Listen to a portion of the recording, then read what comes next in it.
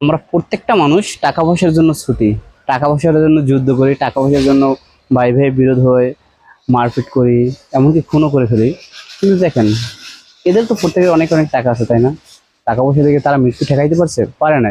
দেখেন কত হাজার হাজার মানুষ লাইন দিয়ে শুয়ে আছে, দেখেন তারা কিন্তু সব মাটির নিচে। তাদের কিন্তু অনেক অনেক টাকা, টাকা থেকে বাড়িঘর করতে পারছে? না মৃত্যু ঠেকাইতে পারছে?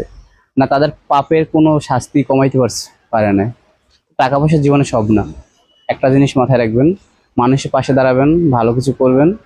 আপনাকে যে মানুষ দোয়া দিবে, সেই দোয়া দিয়ে হয়তো আল্লাহর কাছে কিছুটা হলেও মাপ ক্ষমাকে পাইতে পারেন। আর যদি মানুষের সাথে খারাপ ব্যবহার করেন, মানুষের সাথে মনে করেন যে অপকর্ম করেন, মানুষকে ঠকান, মানুষকে মারেন, তো কখনই আল্লাহর কাছ থেকে মাপ পাবেন না। তাই সবাইকে বলবো, এই যে কবরগুলো দেখছেন না, এই কবরগুলো একটু চিন্তা করবেন। তাহলে জীবনে অনেক হয়তো পাপ থেকে একটু কম কাজ করবেন হয়তো, যদি এই কবরগুলো চিন্তা করেন।